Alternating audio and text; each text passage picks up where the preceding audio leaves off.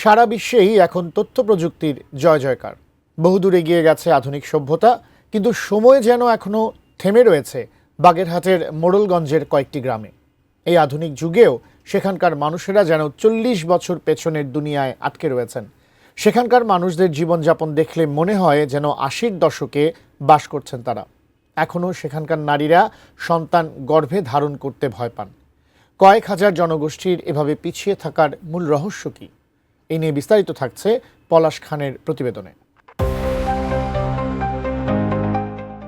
বাগেরহাটের মোড়লগঞ্জের পঞ্চকরণ ইউনিয়নের কয়েকটি গ্রামের মানুষেরা আজও যেন 80-র দশকে বাস করেন। এখানকার আধুনিক সুবিধা বঞ্চিত বাসিন্দারা নিজেদের সন্তানদের শিক্ষা প্রতিষ্ঠানে পাঠাতেও আগ্রহী নন। এমনকি নারীরা সন্তান গর্ভে ধারণ করতেও ভয় পান, কারণ গর্ভের সন্তান গ্রামের রাস্তায় ভূমিষ্ঠ হয়ে মারা যাওয়ার ইতিহাসও রয়েছে এখানে। গ্রামবাসীরা সমস্ত কিছুর জন্য দায়ী করছেন প্রায় 4 যুগের পুরনো এই বিধ্বস্ত কাঠের পুলটিকে। 80-র দশকে এখানে ব্রিজটা হয়, লোহার খাম্বা দিয়ে করা হয়। লাস্টে ছিল সিন্দুর গাছের, কিন্তু ওই গাছটা নষ্ট হয়ে যাওয়ার পরে এই পিলারের কোনো পরিবর্তন নেই। পিলার খাইয়া ভাঙা সেটা বিভিন্ন জায়গার থেকে দেখেছে ইয়ে হয়ে গেছে, আপনার আলাদা হয়ে গেছে। পোল ভাঙা ভাঙা তক্তা চলে আসছে, বাচ্চারা স্কুলে যেতে পারতেছে না। অন্তত 5টি গ্রামের মানুষের জীবনে মরণ ফাঁদ হয়ে ঝুলছে এই সেতুটি। যে কোনো সময় ভেঙে পড়তে পারে মরিচা ধরে ক্ষয় হয়ে যাওয়া লোহার কাঠামো আর ভগ্নপ্রায় কাঠের পাটাতন। এখানে এই যে পোলটা, এটা আমার জন্ম থেকে আমি দেখে আসতেছি যে কিছুদিন এটা কাঠ দিয়ে এভাবে রাখে, আবার কিছুদিন ভেঙে যায়, তখন মানুষ এই নৌকা দিয়ে পারাপার হইতে হয়।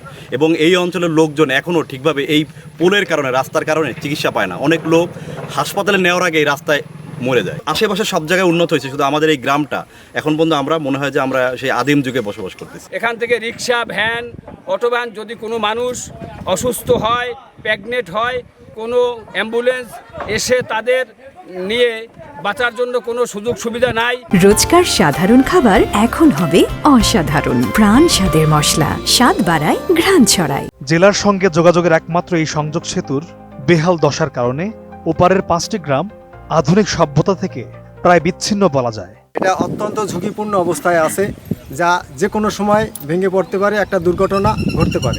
ব্রিজ থেকে উঠতে গেছিলাম, ওঠার কোনো সম্ভব না, ওখানে যাওয়া যায় না, গাড়ি অনেক সময় পড়ে যায়। এই গ্রামের এই সেতুটা অচিরেই জানে সঠিকভাবে, সুন্দরভাবে এবং একটা পাকা পোলের ব্যবস্থা করতে পারে। কর্তৃপক্ষের কাছে আকুল আবেদন, কারণ আমাদের নাই একটা ভালো রাস্তা, নাই একটা ভালো সেতু। তো এটা হলো গিয়ে আমাদের জন্য এই এখনকার যে আধুনিক বাংলাদেশ, আধুনিক বাংলাদেশের সাথে এগুলো যায় না।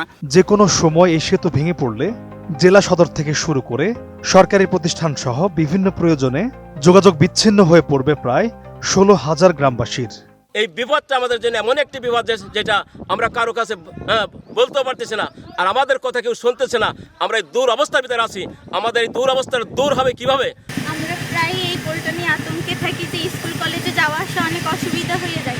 যুগের পর যুগ কেটে যায়, কিন্তু এখানকার বাসিন্দাদের অপেক্ষার পালা যেন শেষ হয় না। আমি যখন ছিলাম তখন এটা বড় একটা পোল, তো বুঝছেন যে এখান থেকে আপনার একটা পিচের রাস্তা হওয়ার কথা আছে, কিন্তু উভয় পাশে একটা মিল থাকার কারণে মিলের কেউ জায়গা দিবে না। এটা হচ্ছে এলজিডির একটা বড় প্রজেক্ট ছিল। পোলের 2 পাশে যারা আছে বাসিন্দারা, এরা জায়গা না দেওয়ার কারণে দীর্ঘদিন ইঞ্জিনিয়াররা আসে, মাপজোপ করে চলে যায়। আমরা রিকোয়েস্ট করেছি কয়েকবার, জায়গা না খারাপ কারণে আপনার স্থায়ী হয় নাই। নিয়ম স্যারও এসে এদেরকে রিকোয়েস্ট করছে যে আপনারা যে জায়গা ছাড়েন, আমাদের এটা ভালো, আপনাদের জন্যই ভালো হবে, আপনাদের জায়গা ভ্যালু বাইরে বেড়ে যাবে। আজও তারা অসহায় চোখে স্থানীয় সরকার এবং সংশ্লিষ্ট প্রশাসনের দিকে তাকিয়ে রয়েছে কেবল একটি পাকা সেতুর আশায়। কাছের পুলে বা কোনো কিছু মেরামতের কোনো প্রজেক্ট বা আমাদের এখানে নাই। যেগুলো করছে ইউনিয়ন পরিষদ থেকে করছে, চেয়ারম্যান করছে, উপজেলা পরিষদের কিছু ফান্ড থেকে, এডিবির ফান্ড থেকে ওরা করতে পারে। আমরা যেটা করি হলে আমাদের কোনো প্রজেক্টের ডিটিপিতে অন্তর্ভুক্ত থাকলে আমরা পাকা ব্রিজ করি, ব্রিজ বা কালভার্ট করি, ঠিক আছে। কাঠের পুলের কোনো কাজ আমরা করি না। ডিপিভুক্ত রাস্তার বাজেতে অন্য কোনো রাস্তা আমার 1 টাকা খরচ করার অনুমতি নাই। ডিপিপি ব্যতীত প্ল্যানিং কমিশনের ডিপিপি অনুমোদন পেয়েছে, কোনো প্রজেক্টের অন্তর্ভুক্ত না পর্যন্ত 1 টাকা খরচ করার স্কোপ নেই।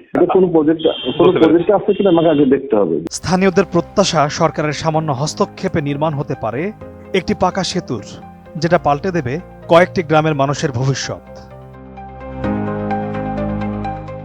পলাশ খান, ATN নিউজ।